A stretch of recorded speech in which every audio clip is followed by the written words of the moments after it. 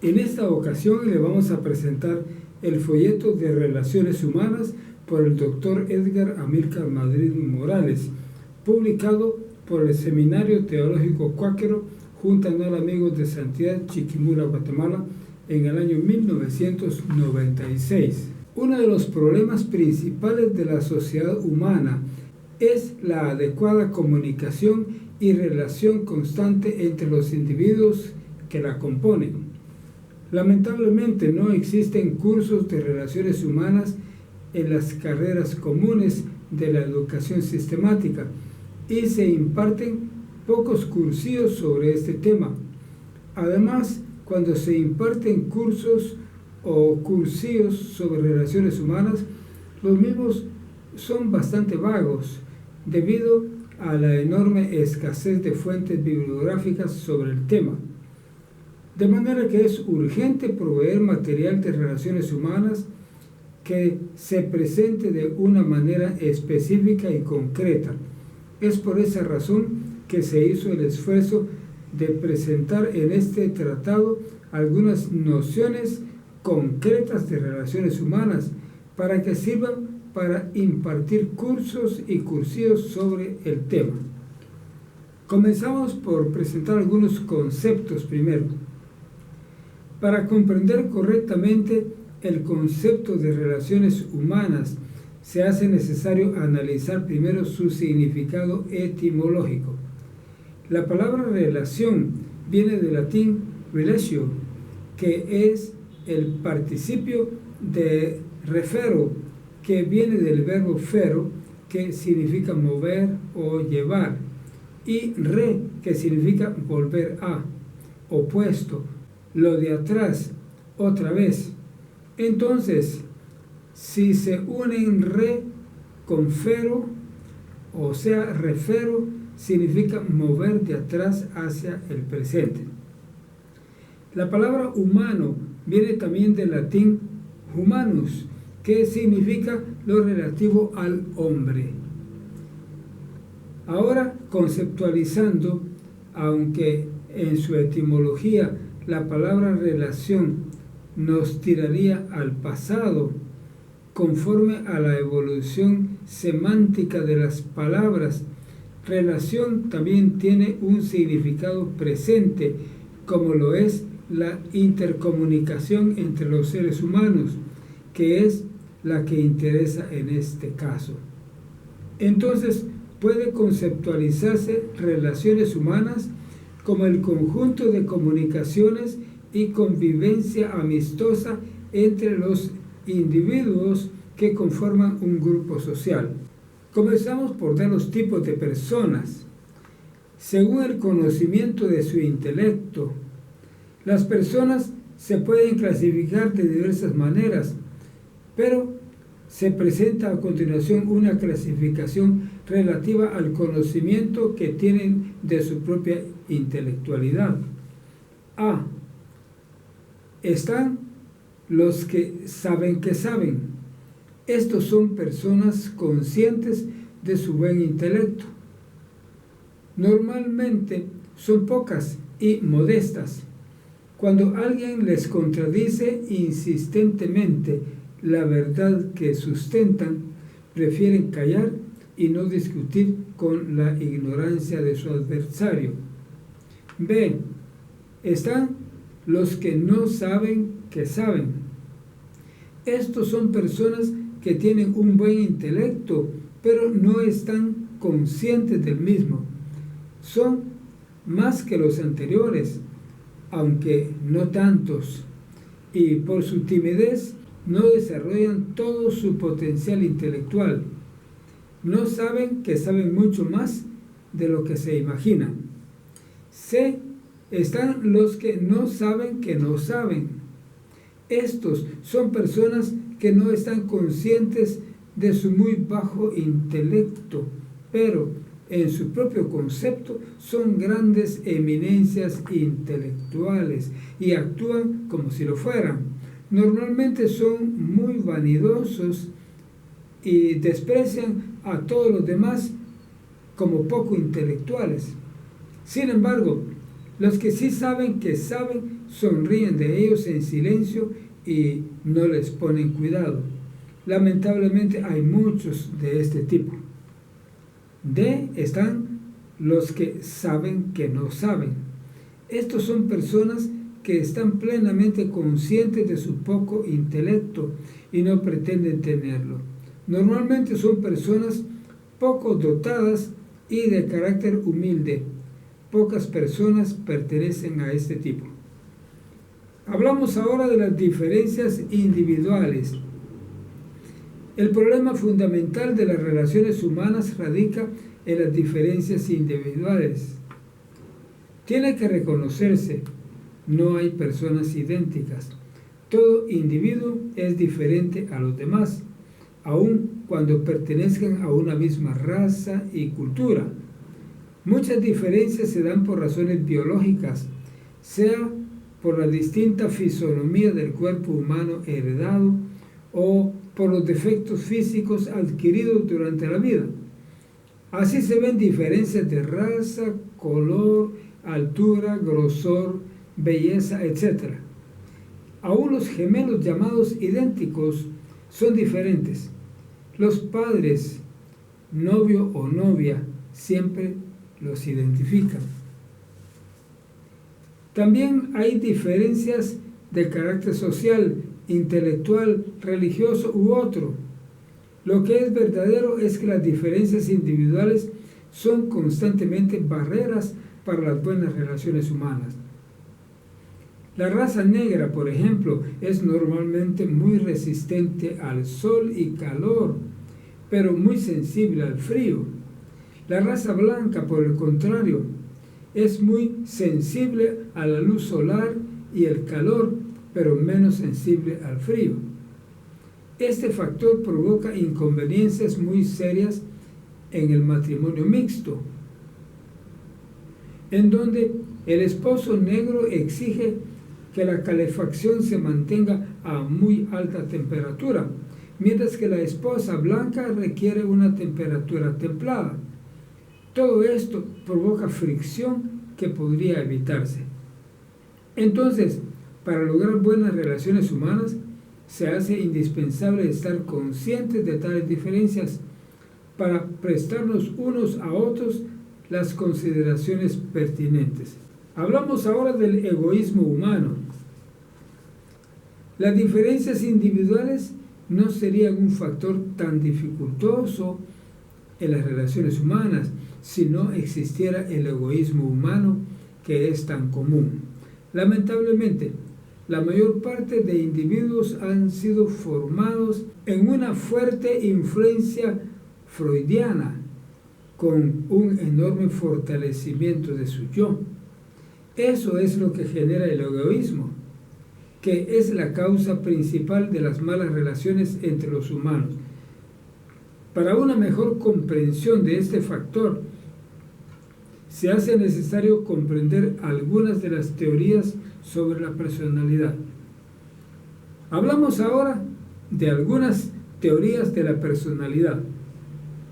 Para una más amplia comprensión de algunas teorías de la personalidad, el estudiante deberá leer el folleto La personalidad y el temperamento de este mismo autor, el cual trata los siguientes subtemas: formación del carácter, teorías de la personalidad, teoría de los 4 temperamentos de Hipócrates, teoría social, la de Carl Jung, el psicoanálisis de la personalidad de Sigmund Freud, 2 teorías morfológicas o tipologías, la de William Sheldon y Stevens, y la teoría de Kretschmer, el análisis transaccional de Eric Berne y la teoría de la mente de Edgar Amílcar Madrid Morales, autor de este tratado, con su respectiva psicoterapia. Hablamos ahora sobre la base y autoridad familiar. No puede negarse que la base fundamental para las buenas relaciones entre los humanos es la familia. La educación y formación adquirida en el seno familiar hace que sus miembros sean comunicativos, altruistas, bondadosos y serviciales. La familia, sin embargo, necesita estar conformada debidamente con una relación correcta. Las normas antiguas que establecen una línea prioritaria de respeto y autoridad siempre demostró una disciplina funcional, siempre que se respetaron sus principios fundamentales. Toda familia, como todo gobierno u organismo, necesita una cabeza definida para su buen funcionamiento.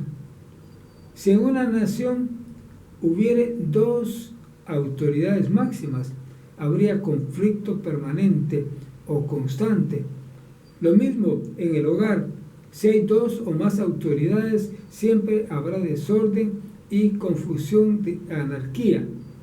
Lo mismo, si el hogar tiene doble autoridad, imagínese un automóvil con dos cabinas opuestas y dos timones. En una cabina se sienta el padre y en la otra a la madre. Ambos manejarían en direcciones opuestas y con diferente aceleración. Es similar al animal de dos cabezas. Para que una familia funcione bien necesita tener una sola autoridad, un solo timón. La Biblia coloca esta autoridad en el hombre. Efesios 5:22, Colosenses 3:18. Esto, por supuesto, no significa que el hombre sea absoluto. Lo conveniente es que él tome las decisiones en consulta con su esposa e hijos. De esta manera habrá más armonía en el hogar y cada miembro del grupo deberá respetar dicha autoridad. La línea prioritaria de respeto y autoridad es la siguiente: padre, madre, hijo mayor, hijo siguiente y así sucesivamente. Hablamos ahora sobre el afecto, amistad y trato personal. Afecto es el sentimiento de atracción hacia la amistad que una persona siente hacia otra y es un factor clave para las mejores relaciones interpersonales. Un individuo puede relacionarse con cortesía hacia los demás por pura educación aprendida. Sin embargo, cuando la relación es afectuosa, resulta más profunda, más sincera y más agradable. Un efecto puro produce una amistad sincera, y donde hay una amistad sincera, se establece una buena relación. Aún en el trabajo por equipo, se rinde mucho más y mejor cuando se trabaja con personas que nos agradan. De modo que da mejores resultados cuando formamos los equipos de trabajo por afinidad. Lo mismo resulta en todas las actividades de la vida, en el vecindario, en la iglesia, escuela, empleo u otro. Por supuesto, toda persona necesita aprender a convivir con todos, aun con aquellos que no son muy simpáticos ni agradables. Los demás tienen derecho de convivir con nosotros y muchas veces necesitan de nuestra relación. Algo que ayuda a establecer una mejor relación entre las personas es el trato personal. Dicho de otra manera, cuando una persona habla a otra dirigiéndose a ella por su nombre personal, hace un impacto sobre ella que atrae su afecto hacia el nuestro. El nombre de cada persona puede tener un fuerte afecto místico en ella. No debe vacilarse en mencionarle su nombre a la otra persona interlocutora todas las veces que sea pertinente. Una cosa, por supuesto, debe evitarse y es hablarse con trato personal por su sobrenombre o apodo. Esto, aunque no parezca ser así, distanciará a los interlocutores entre sí. Para el trato no hay nada mejor que el nombre propio de las personas. Hablando de tratos, En el castellano hay varios tipos de trato, como son: A. El trato de tú.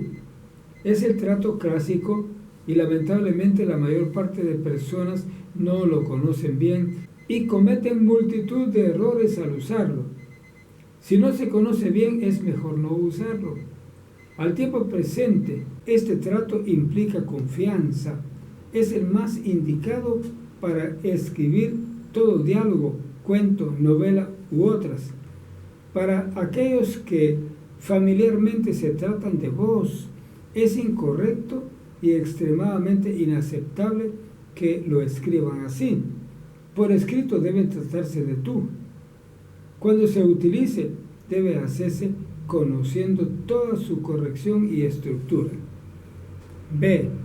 El trato de vos. Hay dos tipos de este trato. El trato de voz clásico, que se usaba y aún se usa ocasionalmente, que consiste en sustituir el tú por vos para usarse en singular. Se acostumbraba a usar para los reyes y nobles con su estructura correcta. Su problema estriba en el hecho de ser un trato discriminatorio, por lo cual no es el mejor en buenas relaciones humanas. También está el trato de voz popular, que es totalmente incorrecto, porque no utiliza la estructura correspondiente, sino que ejecuta una confusión de tratos. No es aceptable que lo utilicen personas bien educadas e implica un poco de falta de respeto hacia otras personas. Muchas veces se usa en sentido despectivo, como para hablarle a un niño o a un indígena. También implica exceso de confianza, lo cual se acepta para los hermanos o primos, pero se siente mal cuando lo usan novios o amigos. Su uso frecuentemente hace perder el respeto entre los interlocutores, por lo cual no se puede recomendar para buenas relaciones humanas. C. El trato de usted. Es un trato relativamente moderno, pero es el trato del mayor respeto entre las personas y por lo mismo el más recomendado para alcanzar las relaciones más cordiales, porque el respeto mutuo siempre genera amistad duradera. Este trato es adecuado para toda persona en toda ocasión, excepto para orar, porque por tradición siempre se ora en trato de tú. Orar de usted implica falta de confianza a Dios. Hablamos ahora del juego y el deporte. Desde cuando el ser humano es un niño, el juego es uno de sus primeras expresiones de amistad y relación con los demás. Su importancia es muy grande porque ayuda al desarrollo social del niño. No debe evitarse que los niños jueguen, pero sí es necesario controlar con qué tipo de compañeros acostumbra a hacerlo, por la enorme influencia buena o mala que estos ejercerán sobre él. También conviene orientarlo sobre la forma de comportamiento deseable en el mismo, así como el control que debe mantener de su tiempo, porque no podrá permanecer siempre jugando.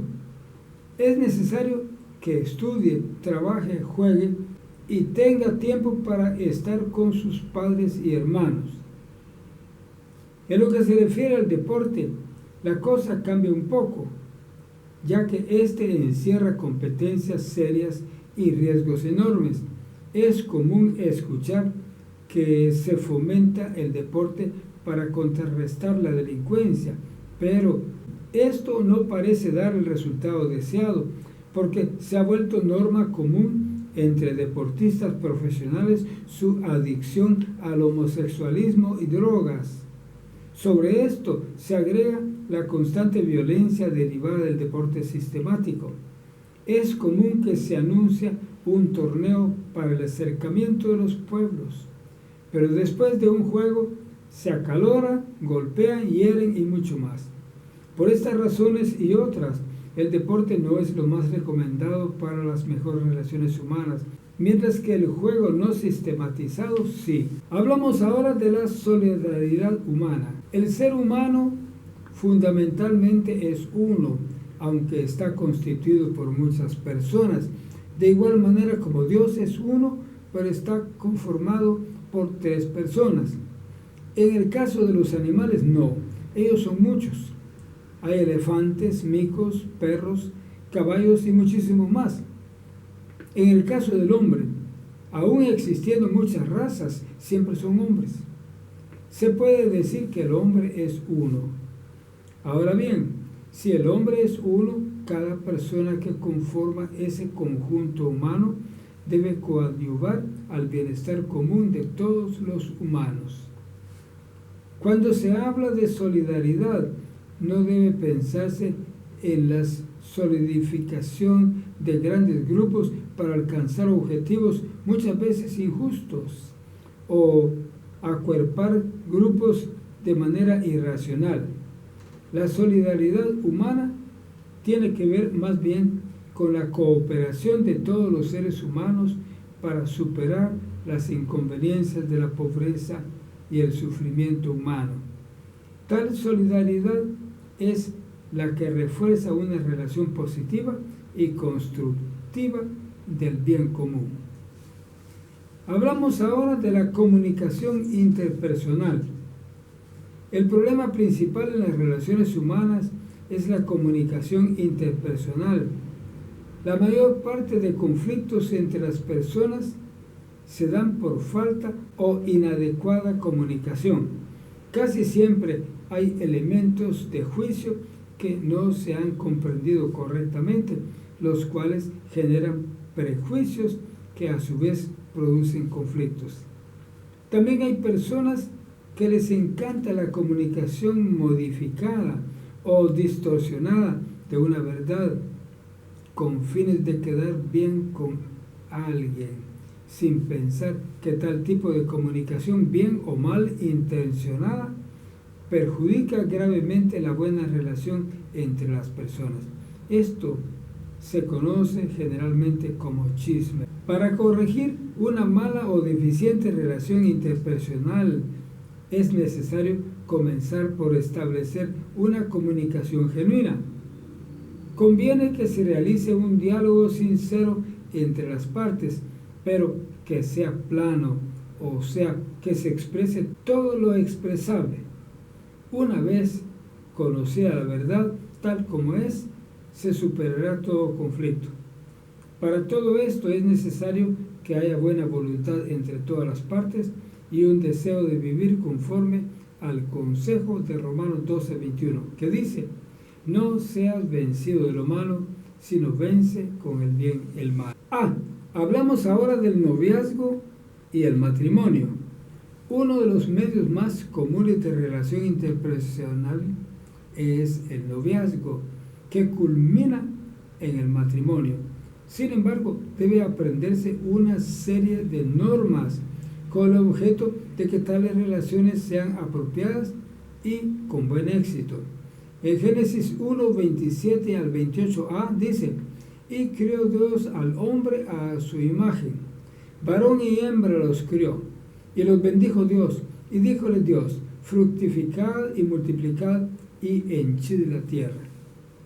Hablando del aspecto biológico del noviazgo y matrimonio, en Génesis 2, 18 al 24 dice: y dijo Jehová Dios: no es bueno que el hombre esté solo, haréle ayuda idónea para él.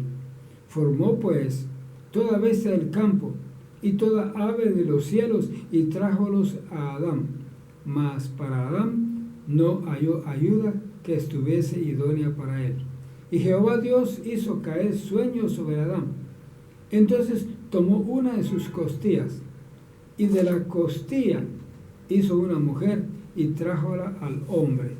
Por tanto, dejará el hombre a su padre y a su madre, y allegarse a su mujer, y serán una sola carne. El aspecto biológico del noviazgo y matrimonio se refiere al mandamiento divino de reproducción, pero no es una simple reproducción, porque la mujer tiene que ser una ayuda idónea. Esta característica de idoneidad no la encontró Dios en ninguno de los seres animales que ya habían sido creados. Fue necesario hacer a una mujer que llenara todas las necesidades de la raza humana y capaz de su reproducción. En Génesis 1:28 hay mandamiento claro de multiplicación hasta llenar la tierra. Muchos jóvenes y señoritas se preocupan mucho por su instinto natural de reproducción, pero deben saber que es algo dado por Dios. Sin embargo, tienen que aprender a vivir con su instinto, ejerciendo un control propio. Pero el problema principal radica en la superabundancia de la malicia y la perversión social. Tanto el libro como revistas y la televisión pervierten el sexo, y el sexo sin Dios es todo un fracaso. El plan de Dios para el sexo es un noviazgo puro y luego el matrimonio conforme a su voluntad, para que se forme un hogar con relación fraternal. Filipenses 4:8 dice: todo lo que es verdadero, todo lo honesto, todo lo justo, todo lo puro, todo lo amable, todo lo que es de buen nombre, si hay virtud alguna, si alguna alabanza, en esto pensad. Hablando ahora del aspecto social y psicológico del noviazgo y el matrimonio. Antes de los 10 años, los niños hablan mucho, pero después de los 10 comienzan a ser más reservados. Pero esto no significa que no desean convivir con los demás, que sus intereses cambian. Ahora gradualmente se van interesando en la interrelación con personas del otro sexo. En muchos casos sienten deseo de acercarse a las personas del otro sexo, pero sienten que algo se los impide. Una fuerza extraña los retira. Sin embargo, esta etapa se supera posteriormente y comienza una relación más abierta. Luego le agrada trabajar con los demás y, por supuesto, conviene que se acerque a los demás para conocerlos mejor, pero con respeto y control personal. 2 Timoteo 2:22. Cuando la edad es muy tierna, no conviene el noviazgo, pero sí la amistad, porque tienen primero que aprender a controlar la pasión, porque esta es a menudo ciega. La relación de jovencitos y jovencitas debe ser de preferencia con personas con quienes les convendría después formar un noviazgo, para evitar enamorarse de alguien no conveniente. Cuando se da un noviazgo, primero debe buscarse la voluntad de Dios, que puede conocerse a través de leer la Biblia y buscar el consejo de los padres y pastores de la iglesia. Luego se deben formalizar las visitas en casa. No convienen las visitas en la calle, parques, ni mucho menos frecuentar lugares oscuros o en horas inadecuadas. Todo debe hacerse de acuerdo con los padres de ambos. Debe mantenerse la pureza, tal como dice 1 Timoteo 2:22b, consérvate puro. Todo noviazgo debe ser con el propósito de llegar al matrimonio. Ya en el matrimonio, toda relación debe hacerse dentro de los límites del amor, comprensión y respeto mutuo.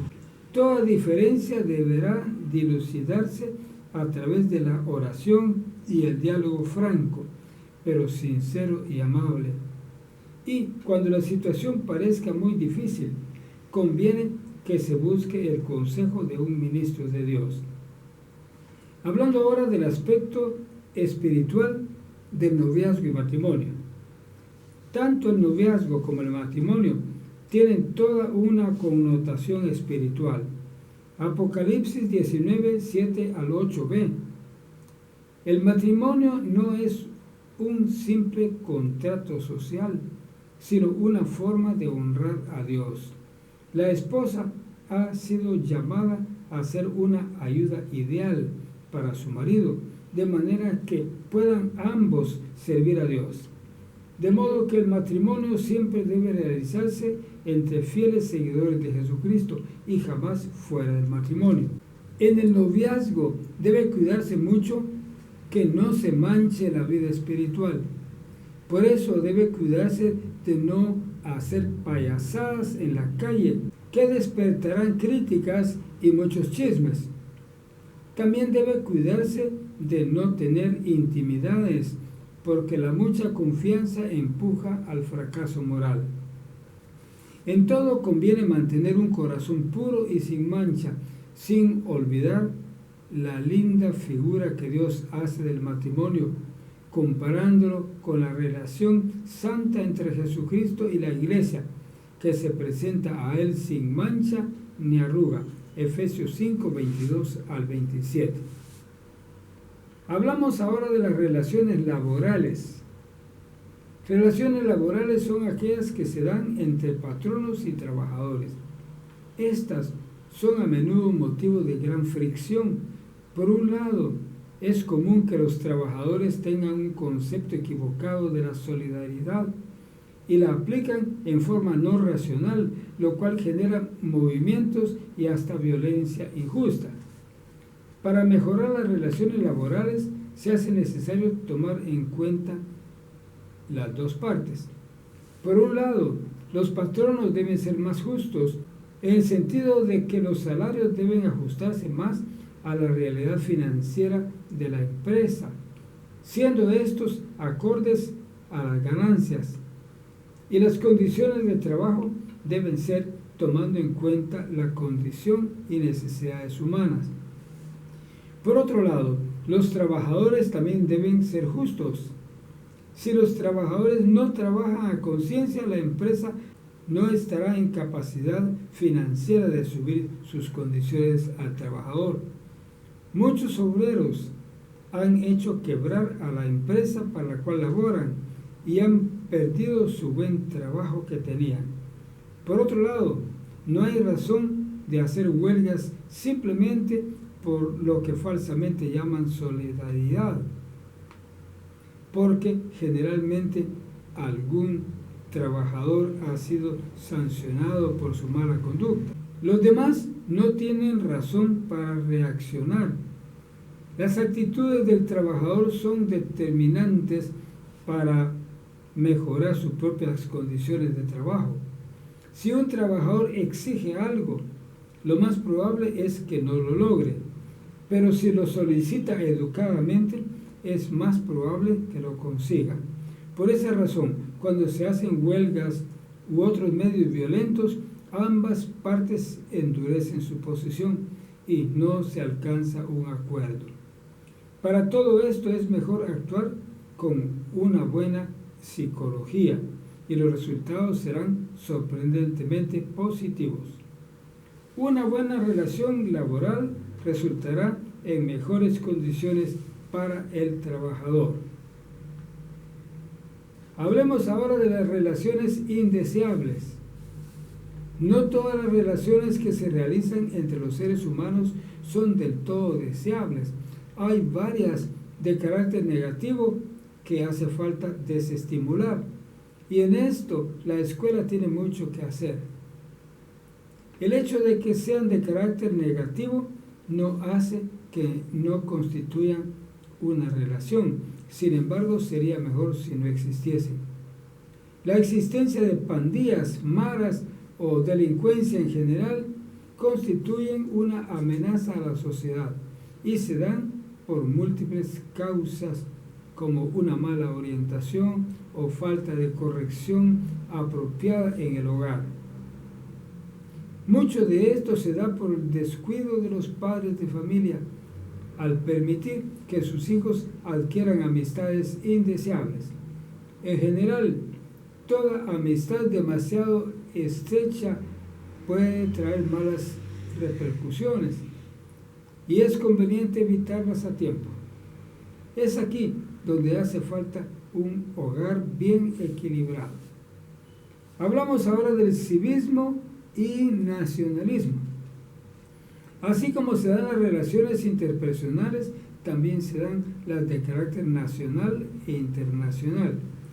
Las naciones, como grupo, se comportan tal como son sus individuos que las componen. Hay gente supernacionalista que provoca dificultades con sus vecinos debido a su propio egoísmo. Internacionalmente, en una relación también se dan diferencias por raza, color y posición social, cosa que no debería darse, siendo que cada ciudadano tiene iguales derechos e iguales obligaciones. Sin embargo, es positivo estimular un sentido nacionalista o identificación nacional con las costumbres, música y otros aspectos. En todo esto encaja el civismo, que enseña al individuo a vivir en su nación como un elemento entre todos sus connacionales. En esto se encierran símbolos patrios, respeto a los mismos y a las personas, así como las modalidades del gobierno de dicha sociedad. Es necesario incluir en el pensum de estudios de todo estudiante el estudio de una educación cívica, moral y urbanidad. De lo contrario, será muy difícil la convivencia entre todos los compatriotas en una sociedad saturada de anarquía y desorden. Este es un reto para los educadores de las nuevas generaciones que tienen el futuro en sus manos. Hablamos ahora del derecho de los demás. Uno de los factores más decisivos en el logro de las mejores relaciones entre los seres humanos es el respeto del derecho a los demás. El expresidente de México, Benito Juárez, se hizo célebre por su dicho: el respeto al derecho ajeno es la paz. Y esto es verdadero.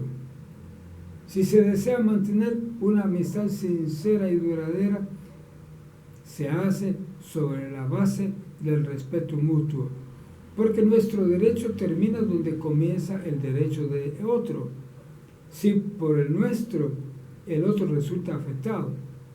Aquí resulta útil el lema que escribió un joven en su habitación: yo soy el tercero. Al interrogársele por qué razón él era el tercero, su respuesta fue: Dios es primero, mi prójimo es segundo y yo soy el tercero. Si todo el mundo pensara de esta manera altruista, toda relación de los seres humanos sería hermosa. De todos respetamos el derecho de todos. Hay paz y buena armonía. Hablamos ahora de la imperativa categórica de Immanuel Kant. Immanuel Kant, filósofo alemán del siglo pasado y antepasado, presentó lo que él denominó su imperativa categórica, la cual dice así: actúa solo sobre la máxima por la cual no puedes a la vez desear que tu acto llegue a ser una ley universal. También se presenta de esta otra manera: actúa si la máxima de tu acción fuere a llegar a ser, por tu voluntad, una ley universal de la naturaleza. Esto quizá requiere alguna explicación. Esta máxima significa que cada vez que uno actúa bien o mal, debe hacerlo bajo el supuesto de que por el mismo hecho de hacerlo se convertirá en una ley universal. Ahora, ejemplificando, si una persona antes de robarse algo medita y cree que por el hecho de robar que ejecutará, todo el mundo se volverá en un ladrón, entonces esto le hará recapacitar para no robar. Lo mismo en un acto positivo. Si por el hecho de que yo le dé de comer al hambriento, todo el mundo dará de comer a los hambrientos, entonces estos dejarán de existir. Una máxima de tal característica y magnitud causará que todo individuo desee hacer solamente el bien, porque todo el bien que haga se convertirá en una norma para todos. De igual manera, ninguno querrá hacer el mal para que no se convierta esa maldad en una norma que todos harán. En estos se ve la importancia de esta máxima para una mejor relación, y es la base filosófica de las buenas relaciones humanas. Hablamos ahora de la regla de oro. Jesucristo también presentó su máxima muchos siglos antes que Immanuel Kant, y se le denomina la regla de oro, la cual dice así: así que todas las cosas que quisierais que los hombres hiciesen con vosotros, así también haced vosotros con ellos. Esta máxima es más clara y más determinante que la imperativa categórica de Kant para el logro de unas relaciones humanas excelentes. Si uno actúa siempre como desea que los demás actúen hacia uno, todo lo que hagamos será bueno y agradable, tal como nos gusta. Si la imperativa categórica de Immanuel Kant es la base filosófica, esta regla de oro es la base moral de las buenas relaciones humanas. El ideal sería que todos los humanos viviéramos por ella. Hablamos ahora de la renunciación al yo. Pablo, el apóstol de Jesucristo, también tiene una enorme contribución a las mejores relaciones humanas. Mientras Sigmund Freud planteó el fortalecimiento del yo, con lo cual formó un mundo egoísta y violento de hoy, San Pablo presenta la tesis opuesta, la renunciación al yo. Pablo dice: con Cristo estoy juntamente crucificado, y vivo, no ya yo, mas vive Cristo en mí. Gálatas 2:20. Ahora bien, ¿qué es lo que esto realmente significa? Todo el mundo casi siempre reclama y exige sus derechos, y por supuesto, es probable que tales derechos los tenga. Sin embargo, por el hecho de reclamarlos, se generan diversos conflictos sociales.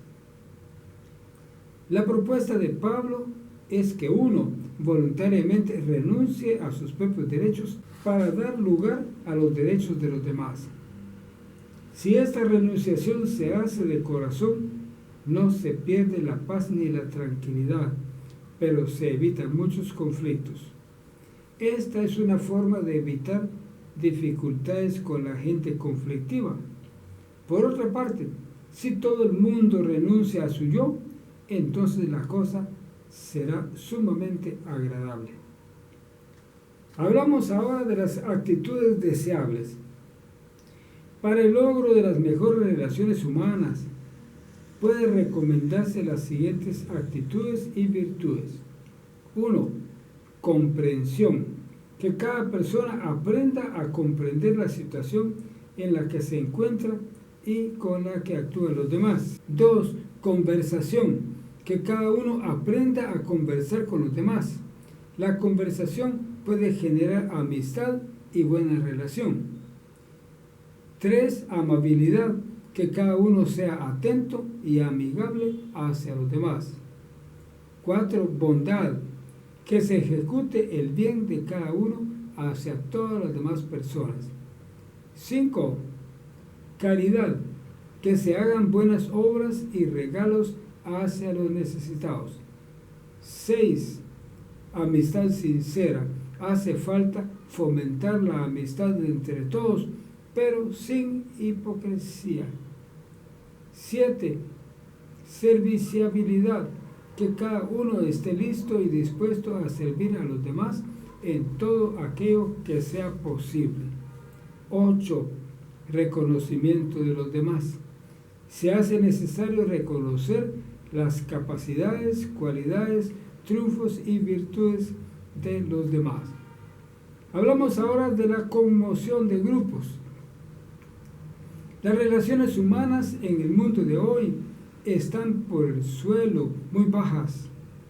Las naciones hacen guerras sin causa justificable. Los hogares se desintegran violentamente. Muchos hermanos se odian. Los individuos exigen atenciones y prestaciones especiales. Y pareciera que nadie tiene la capacidad de dialogar para encontrar las mejores soluciones. Hace falta el surgimiento de líderes capaces de conmover a esta sociedad hacia una mejor comprensión mutua y amistad sincera. Estos podrían ejecutar sus dinámicas para promover la amistad. Un ejemplo de esto puede ser invitar a varios individuos desconocidos unos de los otros para juntarse en una recepción. Pero previamente se instruye a cada uno en una buena técnica para introducirse a un desconocido. Por ejemplo, en el primer momento que uno se acerca al desconocido, se le brinda una sonrisa y se le dice: hola, ¿qué tal? Él probablemente responderá, y esto abre las puertas de una conversación y posteriormente de una amistad. Pero lo más común es que ambos permanecen mucho tiempo evadiendo sus miradas y sin hablar. Esto, por supuesto, resulta incómodo para ambos, pero si se abre la conversación, los dos se sentirán mejor. Y hemos llegado a la conclusión. En el presente tratado se han visto muchos factores que contribuyen a mejorar las relaciones de los seres humanos. Debe reconocerse que las mismas no andan muy bien y es urgente la necesidad de promover su mejoramiento a través de dinámicas de grupos, así como cursos y cursivos impartidos en las escuelas e instituciones. Si se hace un esfuerzo constante al respecto, se habrá de alcanzar buenos logros. Es necesario entrar de lleno a esta acción y mucho se logrará. Hemos presentado el folleto Relaciones Humanas.